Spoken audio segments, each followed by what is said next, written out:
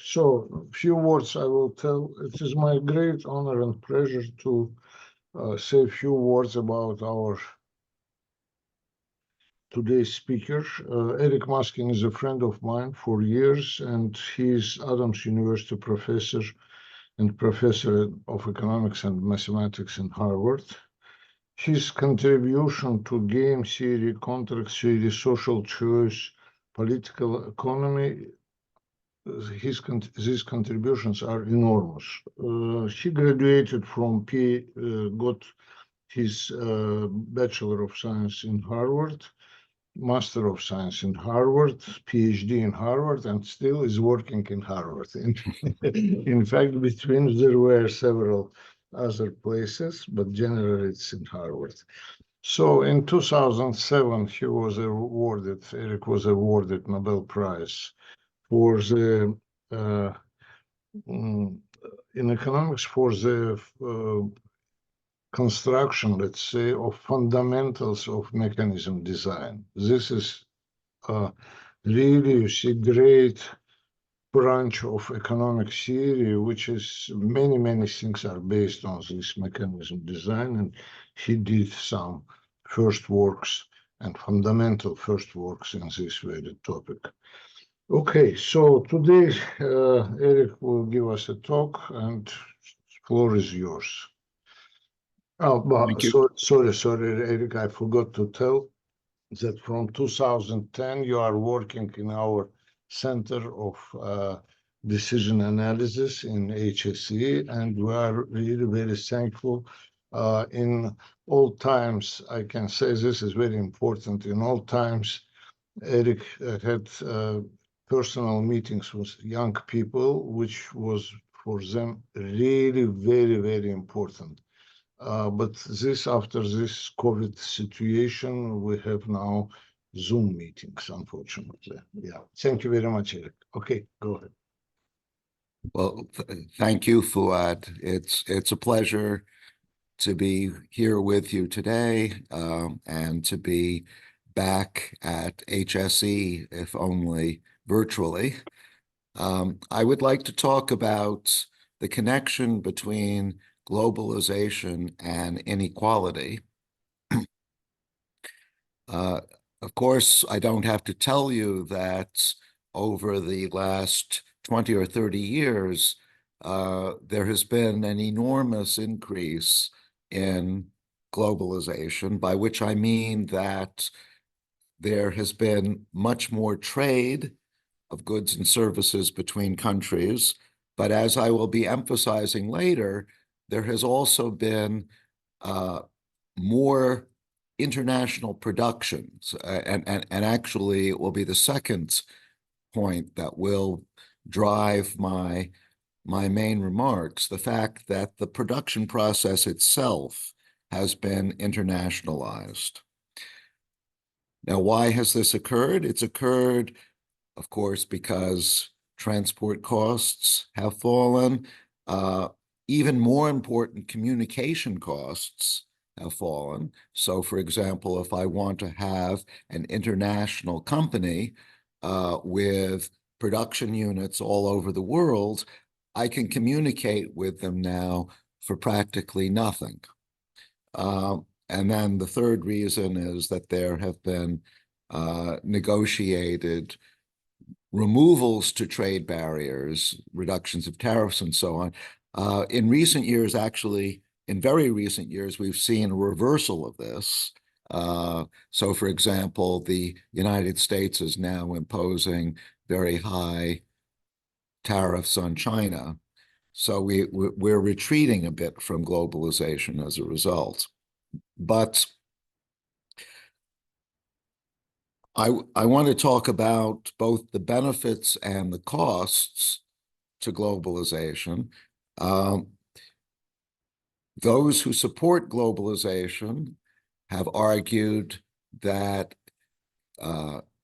it should and it has brought prosperity, especially to emerging economies. And this is an argument which I think has largely been correct.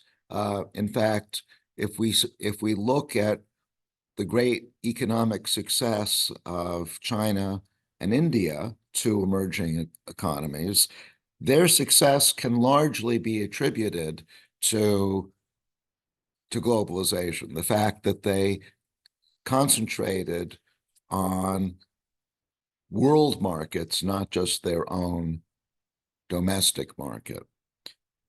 But there was another promise that was made by supporters of globalization, and that was that it would reduce the gap between the rich and the poor, the haves and the have-nots in emerging economies. And this promise has not been delivered. In fact, we've seen just the opposite. We've seen an increase in inequality in China, in India, in Brazil, and a variety of other emerging economies. And this is what I want to concentrate on today. I'd like to talk about increasing inequality in emerging economies. Of course, there's been an increase in inequality in rich countries too, but that's not the issue on the table today. So one obvious first question is why should we care about inequality?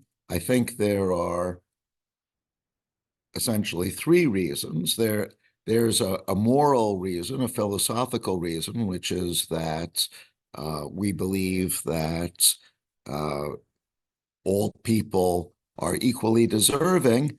And so if there are huge gaps in income and in wealth between people, that offends our egalitarian principles.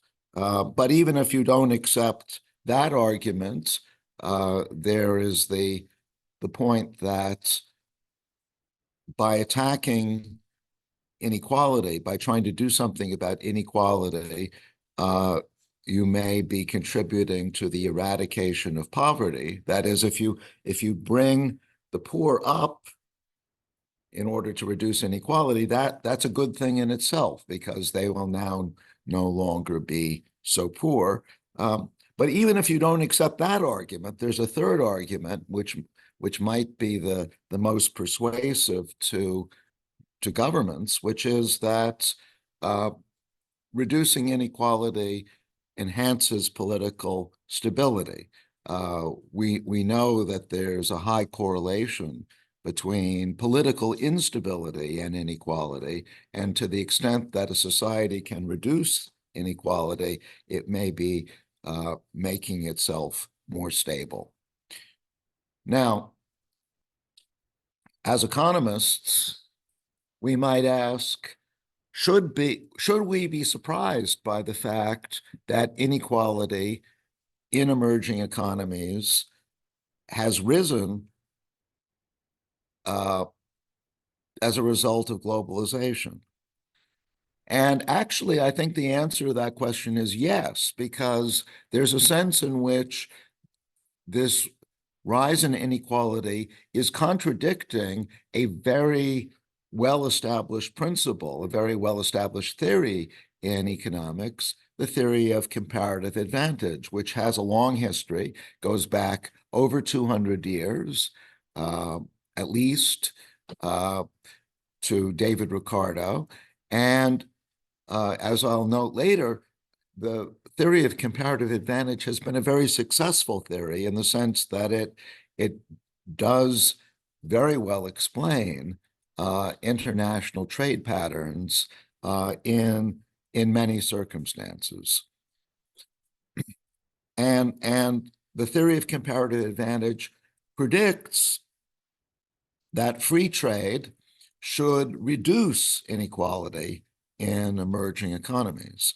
And because this is such an important point and such a well-established point, I want to spend a few minutes first going over the standard comparative advantage argument for why inequality should come down as a result of globalization in emerging economies. So in its standard form, the form developed by Heckscher and Ohlin, the theory of comparative advantage says that the reason why countries trade with one another is that they have different endowments of factors of production. Factors of production are the inputs to production. Now, for the purposes of my talk today, I'm going to simplify things and assume that there are just two factors of production. I'm going to assume that there is high-skilled labor and low-skilled labor. You might say, well, why have I left capital out of the story? It's not because capital is unimportant, but because I can talk about the issue of inequality without even bringing capital into the picture. So to make things as simple as possible, I'm just going to concentrate on two kinds of labor as the inputs. And what I want to do is to perform a thought experiment. We'll suppose that there are two countries. There's a rich country and there's a poor country, an emerging economy.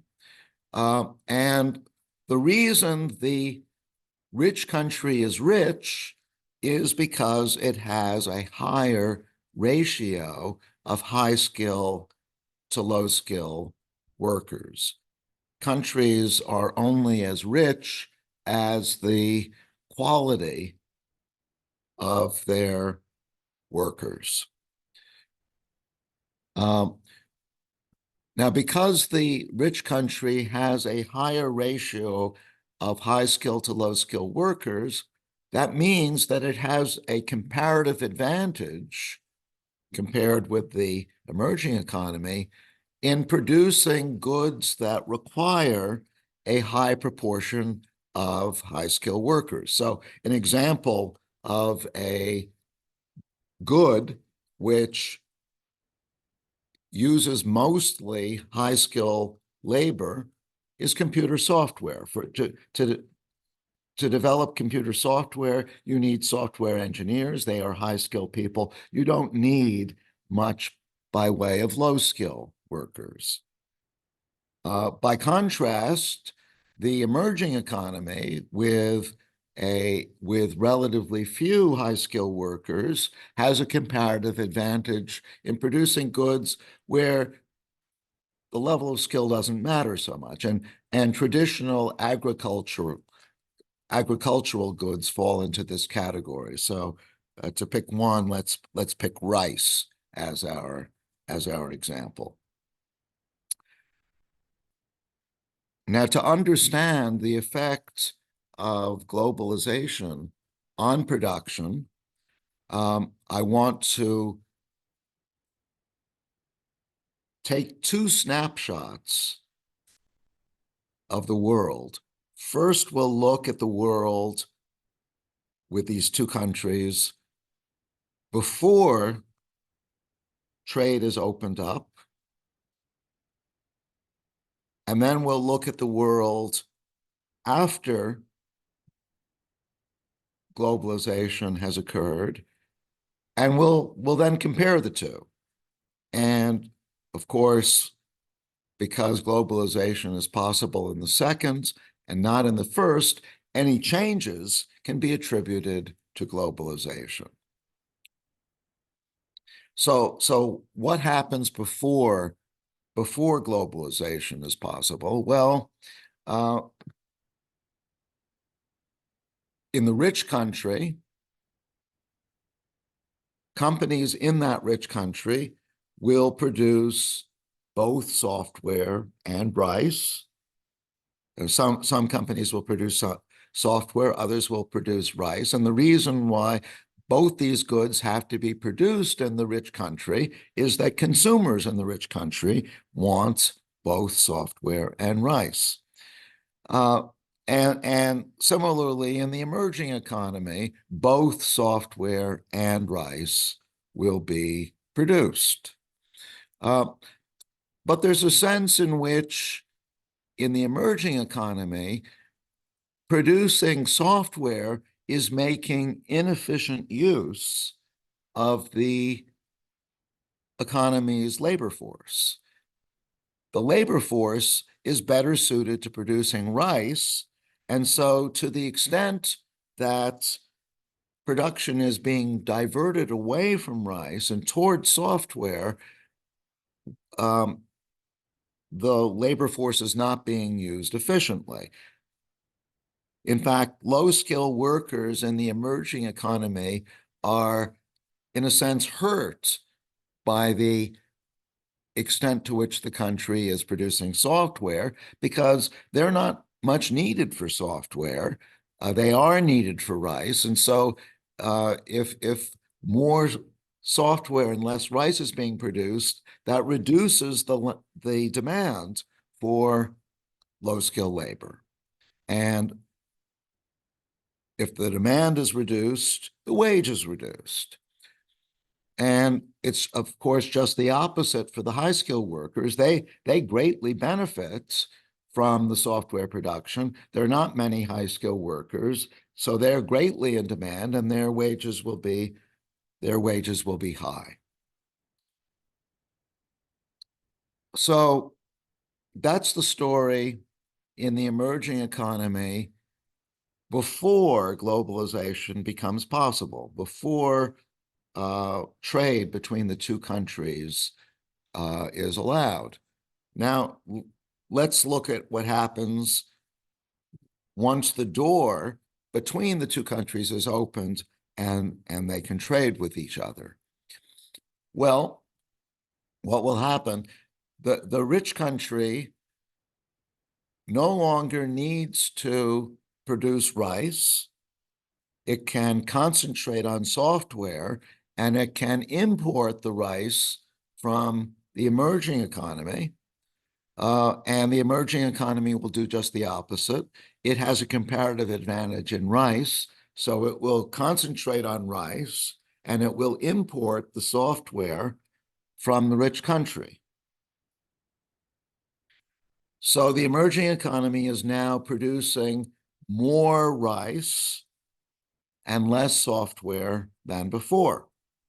And what effect does this have on wages? Well, because more rice is being produced, now the demand for low-skill work has gone up.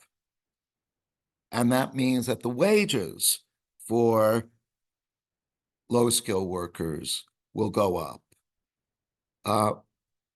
Just the opposite for the high-skill workers. There's not as much software being produced, their wages will fall.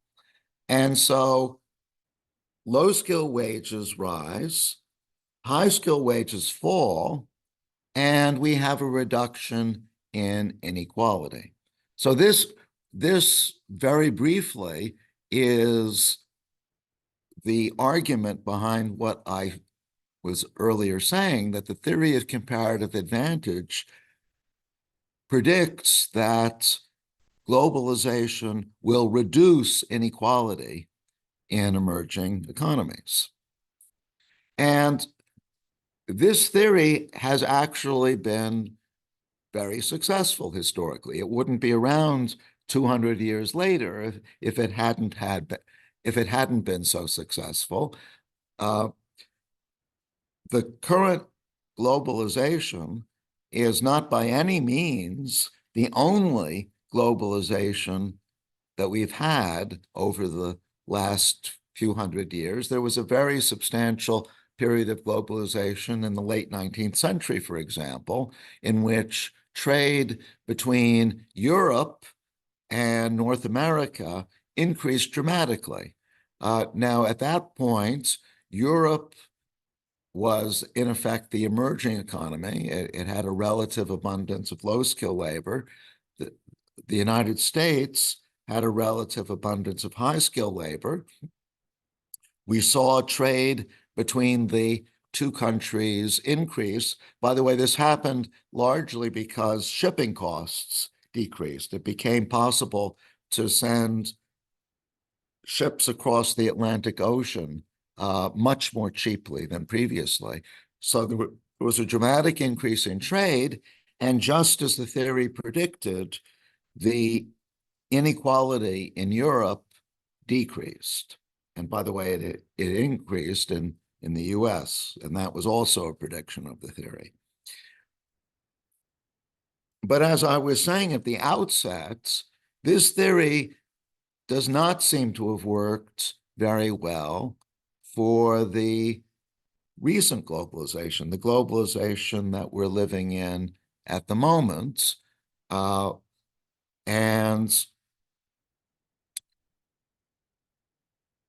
I'm going to ignore point one here. I'm just going to reiterate the point that according to the argument I gave you, we should have a decrease in inequality in emerging economies, and that's just the opposite of what we've seen. This has just not happened. And quite the opposite. We've seen an increase in inequality. And so the question is how to account for what has happened in this recent globalization.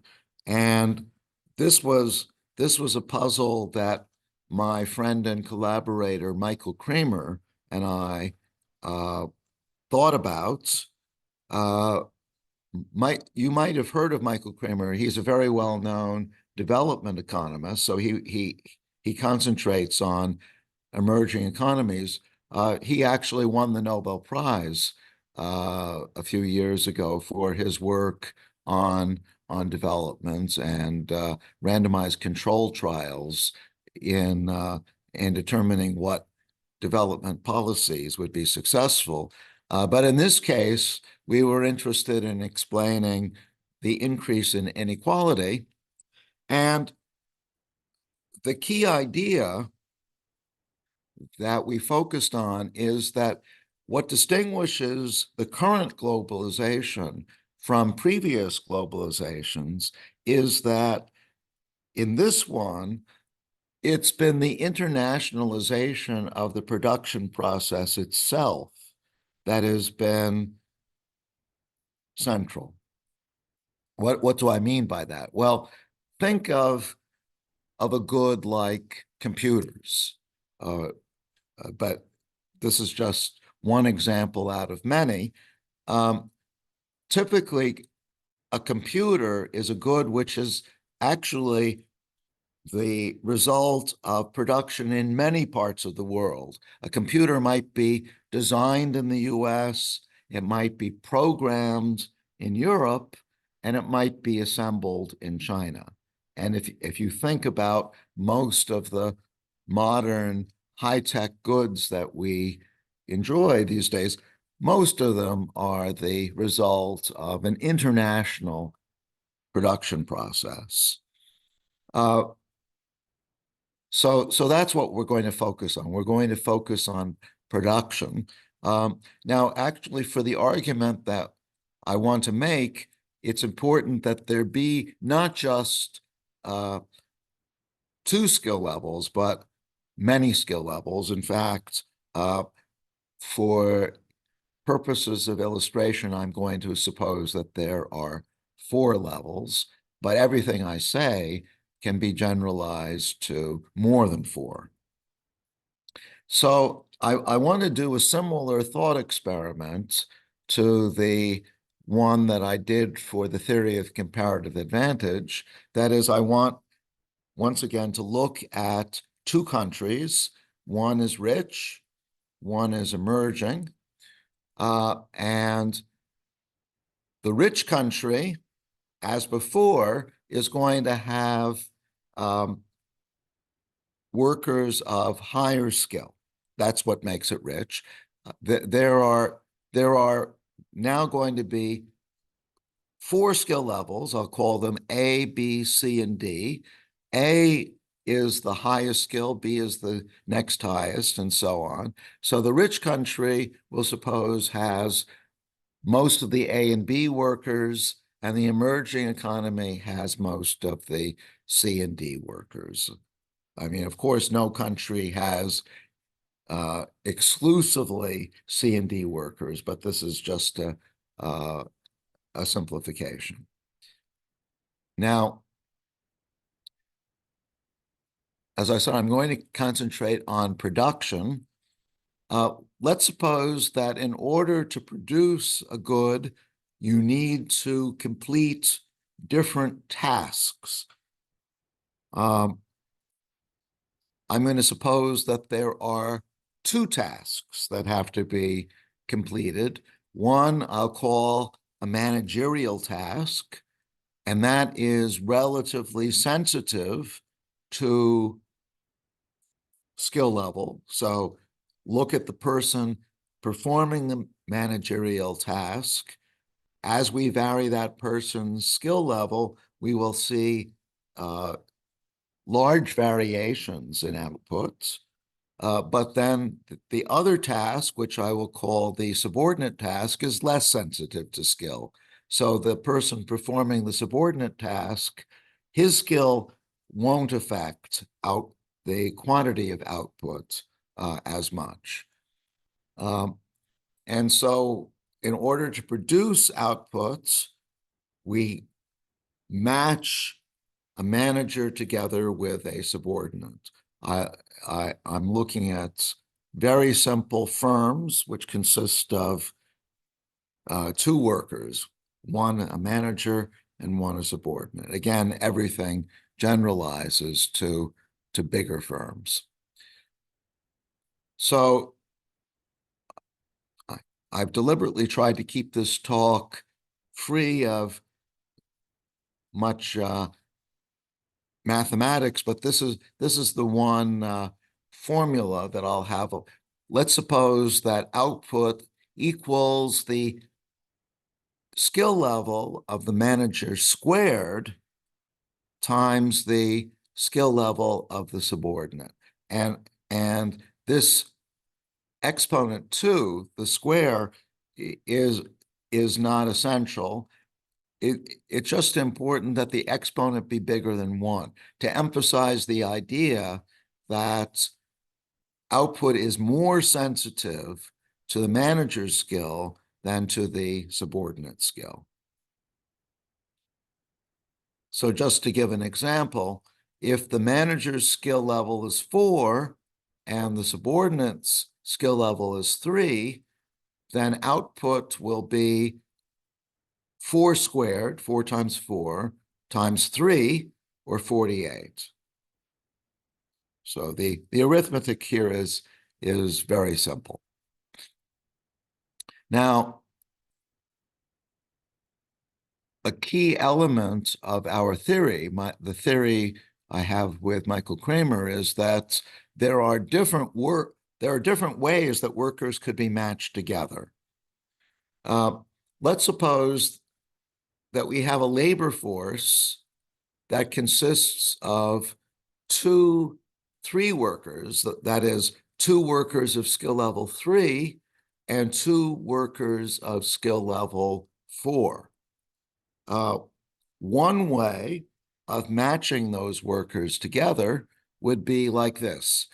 There will be 2 companies. In one company, a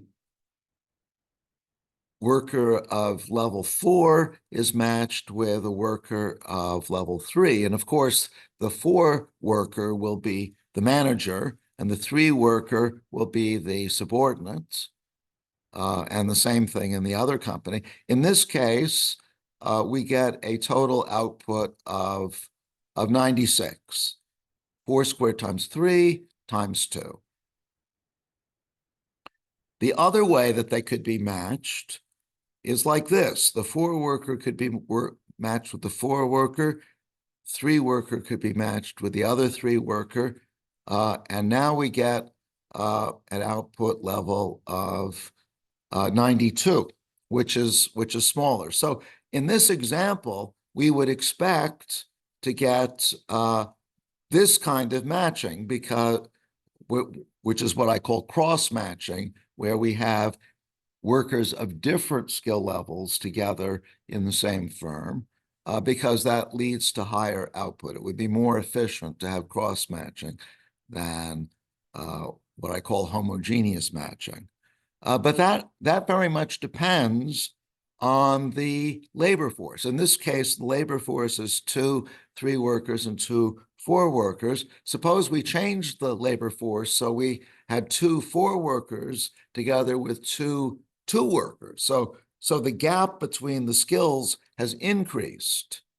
Before the gap was 4 and 3, was between 4 and 3. Now it's a gap between 4 and 2. So a bigger gap. Once again, we can compare cross-matching with homogeneous matching, but now we actually have a bigger output with homogeneous matching. And these 2 examples illustrate a general principle, which is that there are 2 forces at work in determining what kind of matching we get. On the one hand, cross-matching is a good idea because in a company, we want our most skilled workers to be managers rather than workers, because output is more sensitive to the manager's skill than to the subordinate skill. So that argues for having cross-matching. But if the gap between the high-skilled workers and the low-skilled workers is too big, then it's no longer efficient to have cross-matching, because the high skill of the manager is being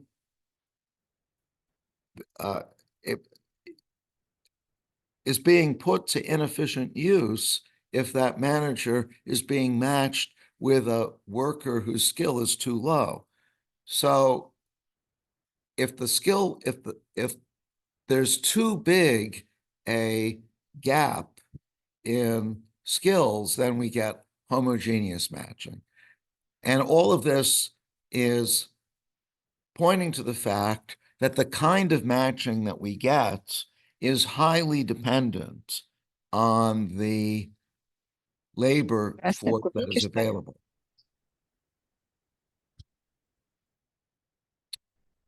Okay, so let's apply these principles to our 2 countries. Remember, I want to do the same kind of thought experiment that I did when we were talking about comparative advantage. I want to look at the world before globalization and after globalization. And remember, we have our 2 countries, the rich country with A and B workers, the poor country with C and D workers. Let's choose some numbers for these different levels. Actually, that's not going to change things very much. The analysis is very robust to the numbers. But this is the typical pattern that we get before globalization is possible. So now globalization means internationalization of production. So that means that before globalization is possible, all production has to be done domestically. So in the rich country, you can have A workers matched with B workers, or A workers matched with A workers, and B workers matched with B workers, but you cannot have matching across countries. And the same thing in the emerging economy. So before globalization is possible, actually, this should say international production is impossible. This is a misprint. International production is impossible.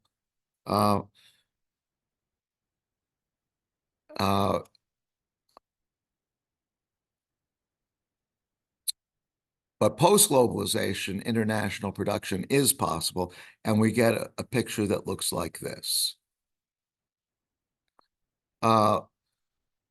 So now we have the C workers in the emerging economy being matched with the B workers in the rich country, and the D workers who previously were matched with the C workers are left to match with other D workers.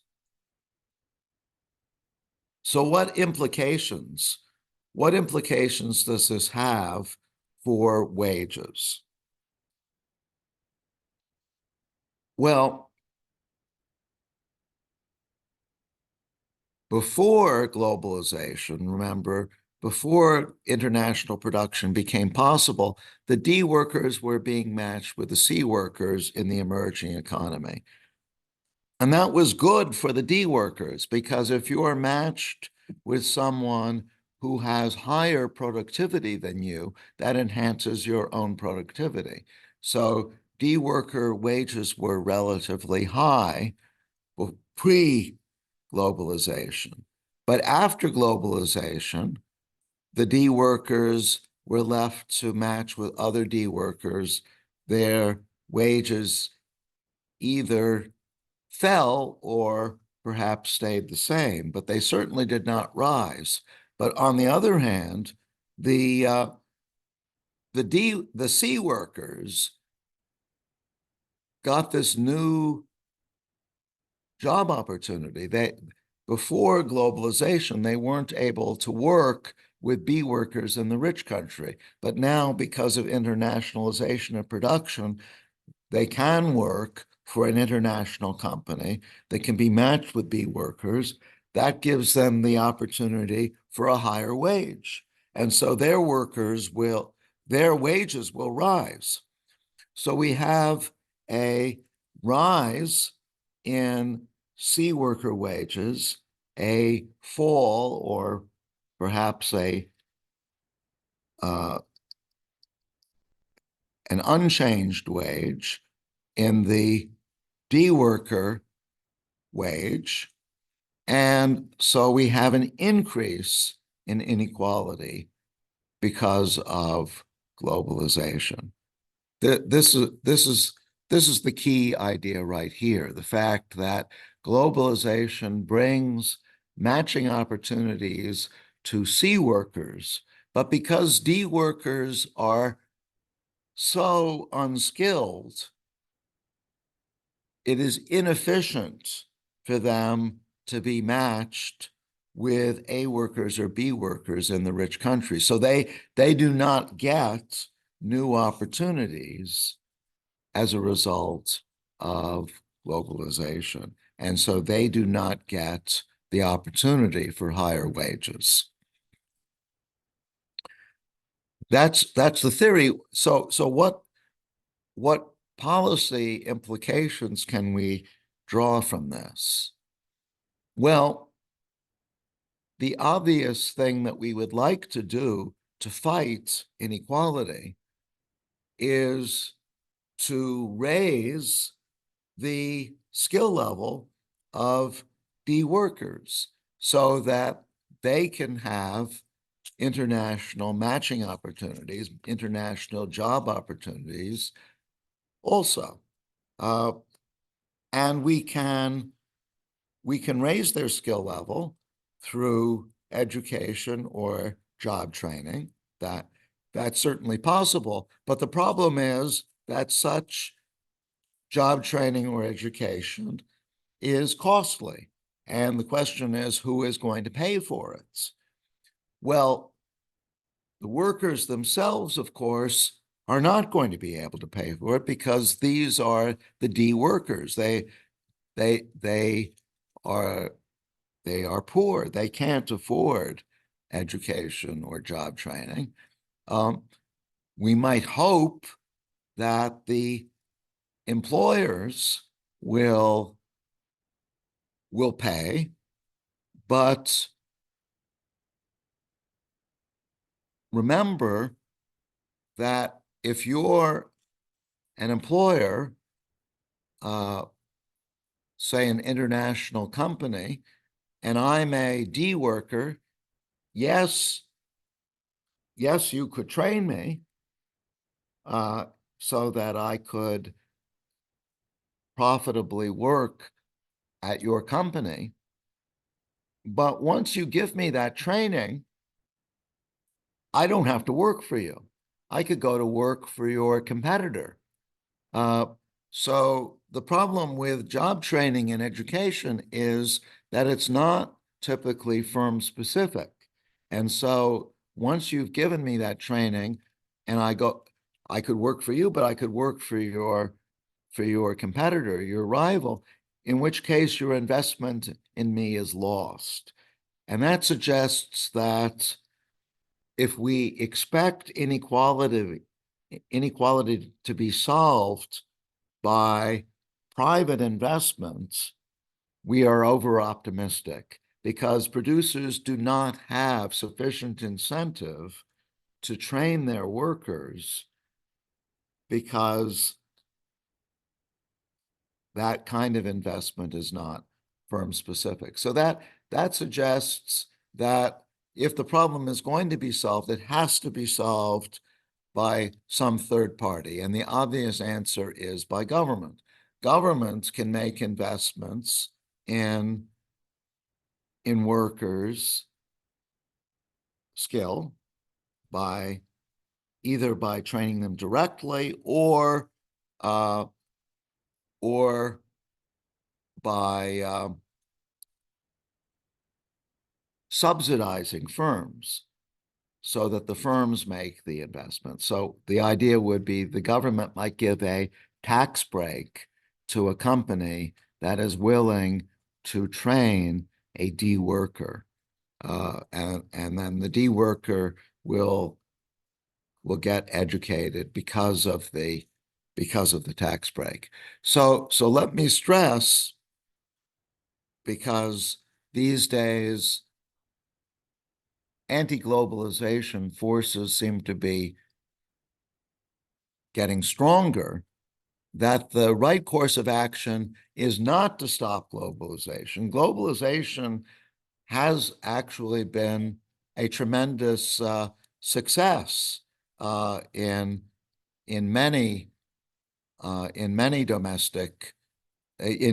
emerging economies. We don't want to stop globalization. Rather, we want to make sure that low-skilled workers share in the benefits of globalization by having their skills enhanced through job training and skill. And with that observation, let me stop and see if perhaps there are any questions. Thank you very much.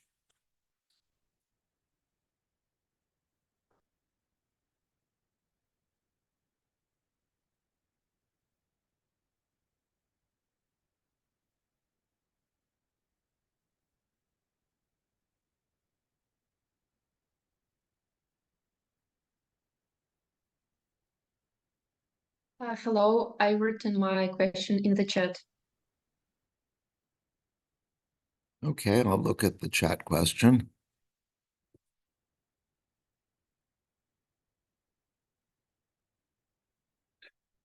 Oh, so you're interested in the picture, the post globalization picture, and indeed, there is no reason why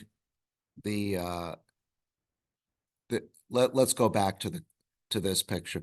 There is no reason why the A workers have to be matched exclusively with A workers and the D workers have to be matched exclusively with C workers.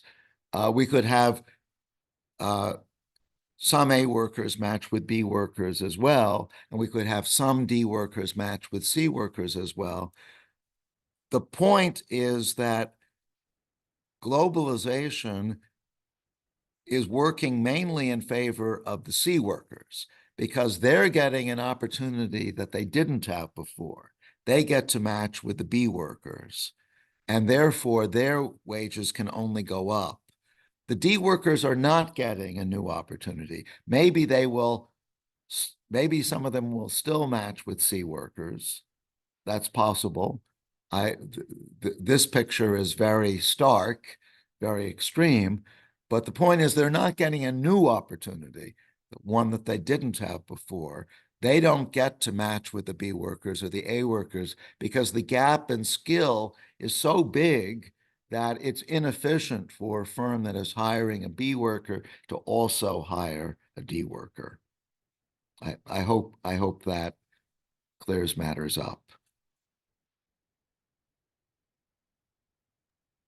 So did I get it right that A workers can also be matched with B workers, but it is not a new opportunity, which is why we don't focus on it? Yes, so A workers could always match with B workers. They could do that before globalization and after globalization. So they don't get new opportunities as a result. So for convenience, I assumed that they're being matched with other A workers here, but some of them could be matched with B workers. That would not change the point that I'm trying to make, which is that globalization has its biggest effect on C workers and also on B workers. B workers also have a new opportunity. I haven't talked much about B workers because they're in the rich country, whereas C workers are in the poor country, and it's inequality in poor countries that this talk is focusing on.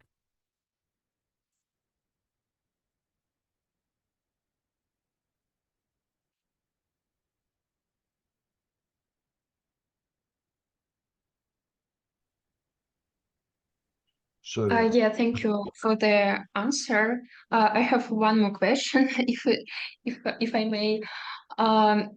So after globalization is possible, what is our key assumption? So it is that everyone wins. We assume that internationally we want to cooperate with the closest productivity, or what is the key assumption? Could you repeat, please?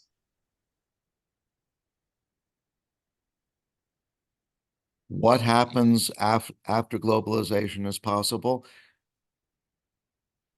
The key point about globalization is that we now have a global labor force. Any firm can hire workers in any part of the world. So we should not think of the C and D work, even though the C and D workers continue to live in the poor country, they could potentially be employed by a company that's based in some other part of the world. However, the international company will be uninterested in the D workers because these D workers cannot match profitably with higher skill workers in other parts of the world. So the D workers will not get new matching opportunities as a result of globalization, whereas the C workers who have somewhat higher skill than the D workers do get these matching opportunities. Okay, thank you very much. Other questions?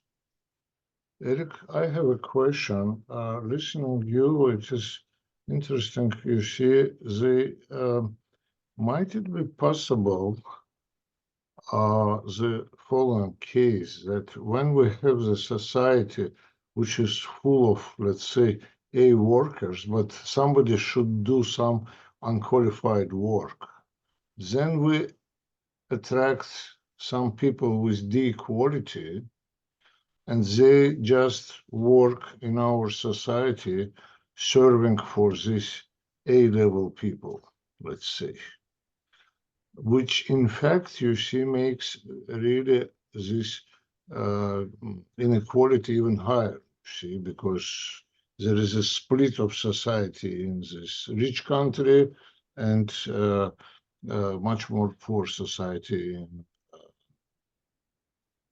Sure. No, what you say is correct, and in fact, as I said at the beginning of my talk, there has been an increase in inequality in rich countries too, and an analysis like this can help illuminate that, but it was it was never thought that globalization would reduce inequality in rich countries. So the more surprising thing is that inequality has actually risen in poor countries. That's the fact that had to be explained. It cannot be explained by the theory of comparative advantage, and so it was for that purpose that Kremer and I tried to develop this alternative theory. Thank you very much. Another question in the chat. Could you please comment on the lack of opportunity in the emerging economies due to higher competition to exist in the A workers lists? Do you also make a point on the difference in labor's quality? There are several questions, but maybe you will respond one by one. Or if you wish, I can read you all, or you can read it yourself, up to you.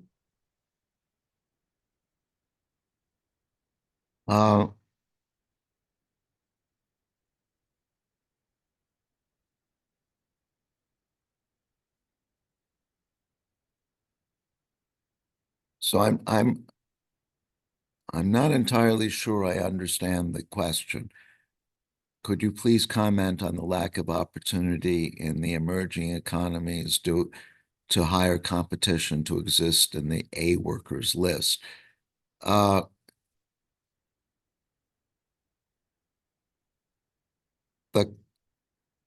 kind of matching we get according to this theory, the kind of matching we get is entirely determined by the distribution of skills in the labor force.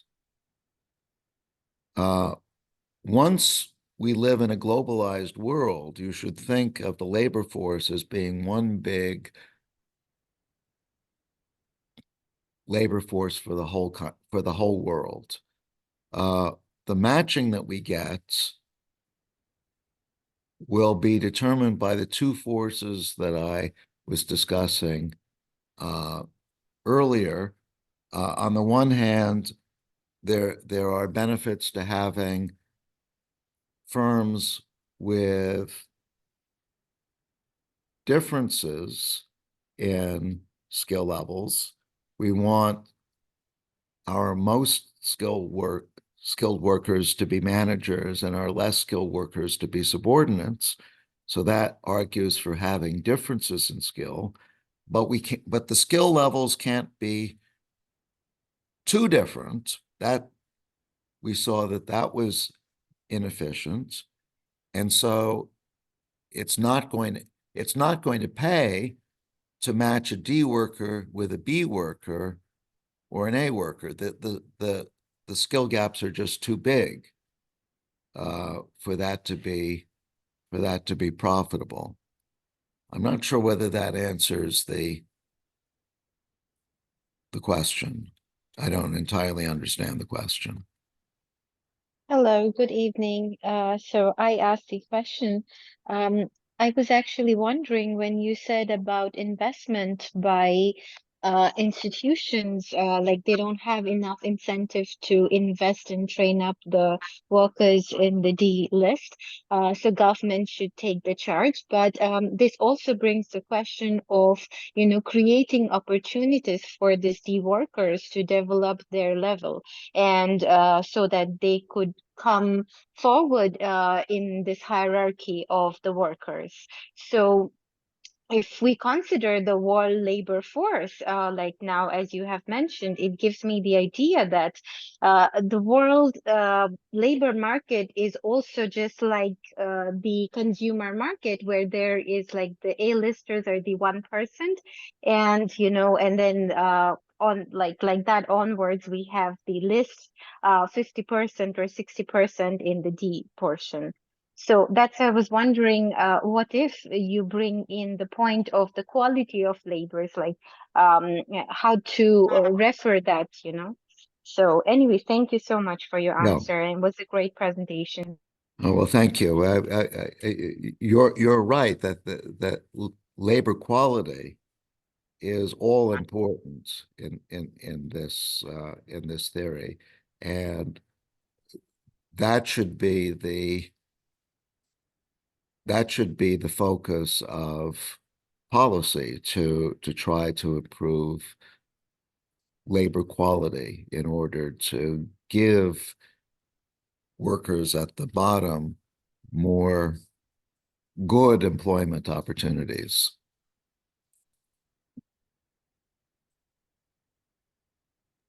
I understand. Thank you. Yeah. Eric, there is another question. You will read it yourself, or would you like to? Yeah, let me have a look. Yeah. From Dmitry Veselov, you know him. He's now a vice dean in our department, in our faculty.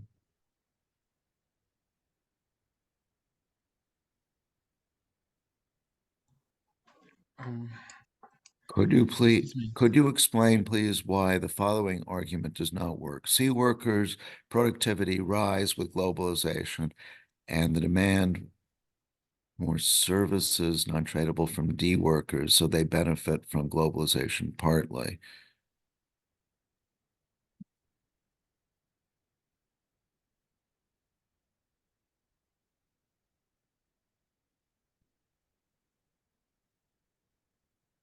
Yeah, it is Actually, that's a good point.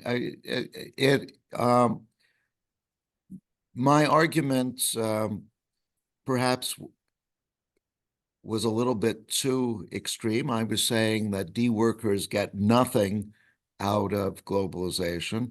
As you point out, that may not literally be the case, because if C workers are better off, they may have more demand from D worker services. That's certainly true, certainly a possibility, and so the D workers may benefit indirectly from globalization. However, it will still be the case that most of the benefits of globalization are going to the C workers. D workers might get some, but if the C workers are getting most of the benefit, then we will continue to see an increase in inequality, and that was the phenomenon that we wanted to explain. But thank you for your observation. It's correct. Thank you very much. Some other questions or comments? Thank you for an interesting lecture.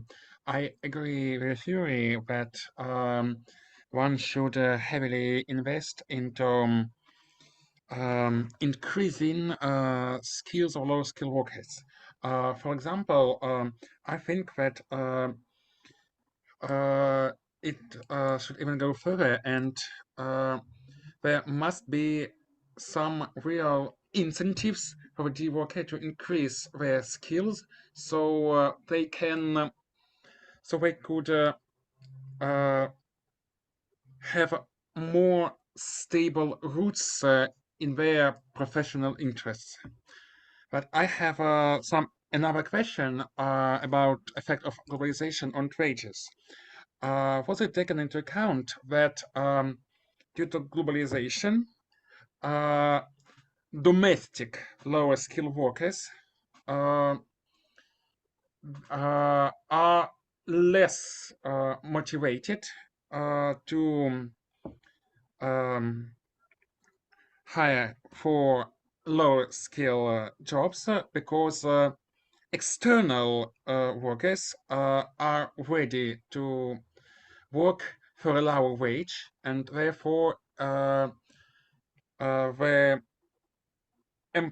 employers benefit from the external workers, but at the cost of domestic workers. Thank you.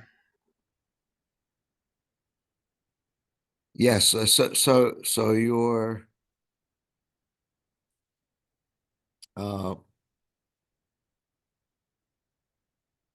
you're thinking about why this is a problem that arose in the U.S. that so-called blue collar workers, workers in jobs with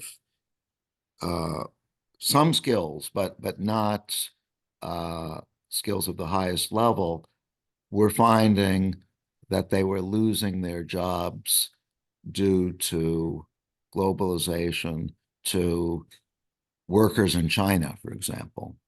So American blue collar workers were being replaced by workers in China because the Chinese were willing to work at lower wages.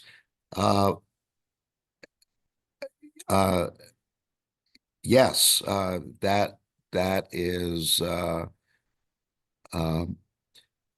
certainly a possibility temporarily, but you'll notice that in this model, we are assuming that once we have a global labor market, that all workers of a given skill level are being paid the same wage. If I'm a firm and I can hire someone from any part of the world,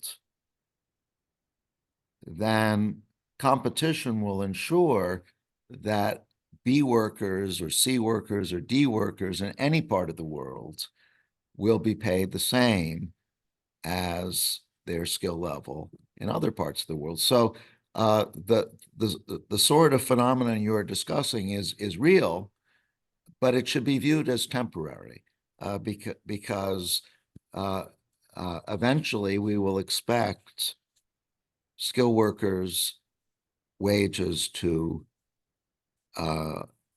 equalize. I'm interested in long-term effects rather than short-term effects for the purpose of this theory. Thanks. Okay, so we have to go to the end. One more question, if somebody would like to ask. May I have one question for Mel? Sure. Thank you for the presentation. I would like to ask about some economies that are isolated now and cannot be a part of the globalized world.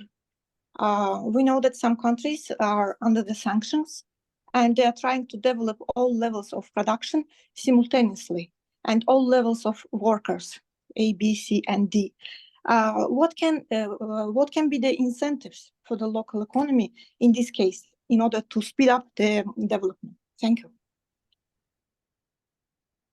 I wish I had an answer to that question. I think it's a tragedy that we're living in a world where economists are being isolated in this way, and if today's session does anything to help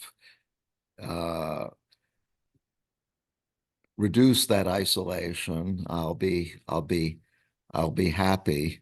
But I sadly don't have an answer to your question. I just hope that the world returns to a more peaceful state in short order, so that the sort of isolation you're talking about comes to an end. Yeah, thank you very much, Eric. It is very true. It's very correct. And I would like to, you said that maybe your talk will help. Really, it will help, because you see, this is a talk in some kind of event in memory of Evgeny Yasin, whom you knew a few days ago at May 7th, where he would be 90 years old, you see. Unfortunately, he passed away, but in fact, you see, this is very important for us to, not for all of participants to hear and listen and get these very ideas, you see, to understand what is going on. Thank you, indeed, thank you very, very much. It is a great support for all of us. Okay, so if you don't mind, we will stop here, and thank you again. See you, and we will talk next week if you don't mind, okay? Of course. Well, thanks to all of you who were here today. It really means a lot to me to reconnect with my friends in Moscow. Thank you. Bye-bye, everybody. Bye-bye. Thank you for an interesting talk.